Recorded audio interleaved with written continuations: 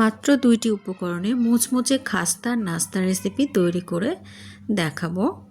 2 cup আটা আর 1 cup চিনি দিয়ে এই নাস্তা রেসিপিটা এতটাই লোভনীয় এবং মুচমুচে হয়, না দেখলে আপনারা বিশ্বাসই করবেন না। হ্যালো এভরিওয়ান, আসসালামু আলাইকুম। আরজুস কিচেন 90 চ্যানেলে সবাইকে স্বাগত। এখানে আমি একটা বোল নিয়েছি আর 2 কাপ পরিমাণ আমি আটা নিয়ে নিয়েছি। 2 চামচ পরিমাণ আমি এখানে তেল ইউজ করছি। আপনারা আটার পরিমাণ বাড়িয়ে কমিয়ে নিতে পারেন। এখানে স্বাদ মতো লবণ আর এখানে আমি দিয়ে দিলাম হাফ চামচ পরিমাণ খাবার সোডা। সুন্দর করে উপকরণগুলো মিক্সড করে নেব। আর যদি হাতে দলা পেকে আসে তাহলে নাস্তার জন্য আটাটা রেডি হয়ে গিয়েছে। দেখুন অনেক সুন্দরভাবে রেডি হয়ে গিয়েছে। এখন আমি এগুলোকে পানি দিয়ে সুন্দরভাবে একটা টাইট ডো তৈরি করে নেব। একদমই নরম করা যাবে না, একদম টাইট ডো তৈরি করে নিতে হবে।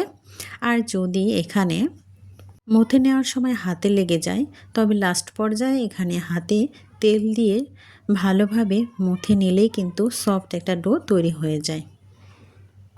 আটা যখন হাতে লেগে যায় একটু তেল নিলেই কিন্তু অনেক ভালোভাবে এই ডোটা রেডি হয়ে যায়। দেখুন আমি হাতে একটু তেল নিয়ে নিলাম আর সুন্দরভাবে মথে নিলেই একদম সফট টাইট ডো তৈরি হয়ে গিয়েছে। এই পর্যায়ে আমি ঢাকনা দিয়ে ঢেকে রেখে দেব রেস্টে। আর এদিকে আমি ফ্রাই প্যান বসিয়ে দিয়েছি চুলায়। আর এখানে 1 কাপ পরিমাণ চিনি দিয়েছি আর হাফ কাপ পরিমাণ আমি পানি দিয়েছি। দিয়ে সুন্দরভাবে চিনিগুলোকে গলিয়ে নিতে হবে।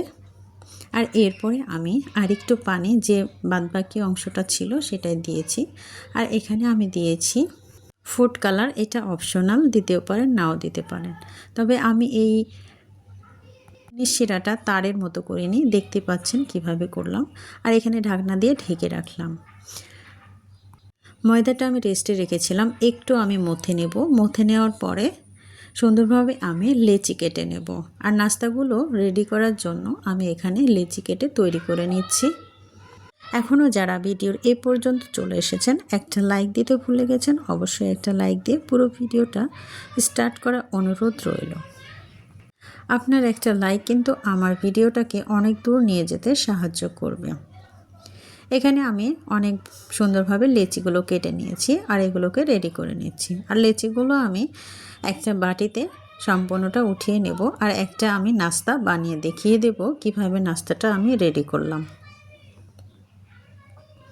প্রথমে আমি একটা নাস্তা তৈরি করে দেখাচ্ছি। একদম গোল করে আমি রুটি তৈরি করছি না, একদম লম্বা করে আমি নাস্তাটা রেডি করে নেব। দেখুন লম্বা করে আমি চাকুর সাহায্যে একদমই ছোট ছোট করে নাস্তাটা রেডি করে নিচ্ছি। এভাবে আপনারা কিন্তু লেয়ার পরোটাও তৈরি করে নিতে পারেন।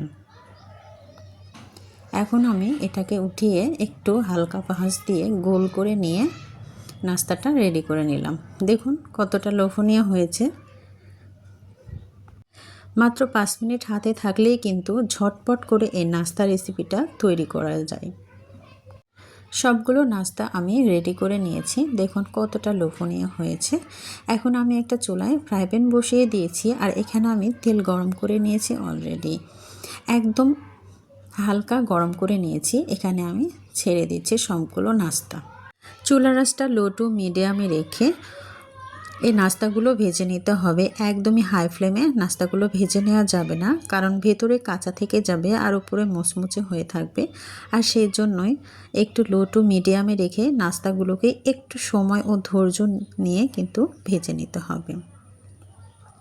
আমি সম্পূর্ণ নাস্তাই কিন্তু এখানে দিয়ে দেব। আমি 2 বার উল্টিয়ে দেওয়ার পরে কিন্তু এই নাস্তাটা রেডি করে নেব। একদমই বারবার করে আমি উল্টে দেব না, একবারে আমি এই নাস্তাগুলোকে ভেজে নেব। পুরো ভিডিওটা দেখে নেবেন, তাহলে বুঝতে পারবেন প্রত্যেকটা স্টেপ আমি অনেক সুন্দরভাবে বুঝিয়ে দিয়েছি। এই যে সম্পূর্ণ নাস্তাগুলো আমি দিয়ে দিলাম। আর এখানে হালকা আঁচেই কিন্তু আমি সম্পূর্ণটা মুচমুচে করে ভেজে নেব। যখন এক পিঠে লাল হয়ে যাবে তখন কিন্তু উল্টে দেব। আগেই কিন্তু উল্টাতে যাবেন না, ভেঙে যাওয়ার সম্ভাবনা থাকে। যদি নাড়তে অসুবিধা হয় ফ্রাই প্যানের হাতলটা ধরে একটু ঘুরিয়ে ঘুরিয়ে নাস্তাগুলোকে ভেজে নিলে সম্পূর্ণ তেলগুলো নাস্তার ওপরে চলে যায় এবং ভেতর পর্যন্ত একদম মুচমুচে খাস্তা হয়ে যাবে। আর কিছুটা তেল আমি ওপরে দিয়ে দিচ্ছি যাতে একদম দ্রুত হয়ে যায় নাস্তাগুলো। কাঁচা অবস্থায় বারবার উল্টে দিলে কিন্তু এই লেয়ারগুলো খুলে যাওয়ার সম্ভাবনা থাকে, আর সেজন্যই কিন্তু আলতো হাতে সুন্দরভাবে একটু সময় নিয়ে ধৈর্য ধরে ভেজে নিতে হবে। তাহলেই কিন্তু লেয়ারগুলো অনেক সুন্দর হয়ে থাকবে এবং মুচমুচে হয়ে যাবে। দেখুন আমার এক পাশটা একদম মুচমুচে হয়ে গিয়েছে, তখন কিন্তু আমি এই নাস্তাটা উল্টে দিচ্ছি। ঠিক এভাবে আমি নাস্তাগুলো সম্পূর্ণ ভেজে নিয়ে ফিরে আসছি। আমার এই ভিডিওটি দেশ এবং দেশের বাইরে থেকে যারা দেখছেন তাদেরকে অসংখ্য অসংখ্য ধন্যবাদ এবং অনেক অনেক ভালোবাসা। আর যারা সবসময় আমার এই ভিডিওটি প্রতিনিয়ত দেখেন এবং লাইক কমেন্ট করেন তাদেরকে অসংখ্য ধন্যবাদ। আর যারা নতুন বন্ধুরা অলরেডি আমার চ্যানেলে চলে এসেছেন অবশ্যই চ্যানেলটি সাবস্ক্রাইব করে দিয়ে পাশে থাকা বেল আইকনটি প্রেস করে দেবেন, তাহলে আমার নিত্য নতুন ইউনিক রেসিপিগুলো পৌঁছে যাবে আপনাদের কাছে, আর সময় সুযোগ বুঝে ভিডিওটি দেখে নিতে পারবেন। আর বেশি ভালো লেগে থাকলে অবশ্যই ফ্রেন্ডস অ্যান্ড ফ্যামিলির সঙ্গে শেয়ার করে দিতে পারেন। আর আমার একটা ফেসবুক পেজ আছে, অবশ্যই পেজটি ফলো দিয়ে রাখবেন, তাহলে আমি নিত্য নতুন ভিডিওগুলো যখনই ছাড়বো তখনই সব ভিডিও দেখতে পারবেন। ঠিক এভাবে আমি উল্টে পাল্টে ভেজে নেব। কাঙ্ক্ষিত কালার না আসা পর্যন্ত সুন্দর করে ভেজে নিতে হবে। একদম যখন মুচমুচে হয়ে যাবে তখনই দেখতে কিন্তু ভালো লাগবে, খেতেও ভালো লাগবে। দেখুন এগুলো সুন্দর কালার চলে এসেছে, একদম মুচমুচে হয়ে গিয়েছে, তখনই আমি নাস্তাগুলোকে উঠিয়ে নিয়েছি একটা প্লেটে।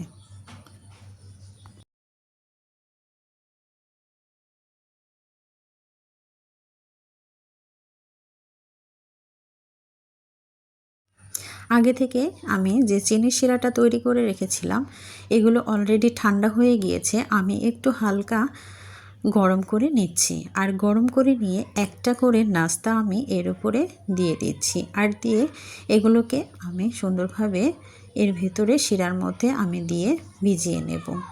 আর ভিজিয়ে নেওয়ার পরে আমি এগুলোকে আবারও উঠিয়ে নেব। ঠিক এভাবে প্রত্যেকটা নাস্তায় আমি উঠিয়ে নেব।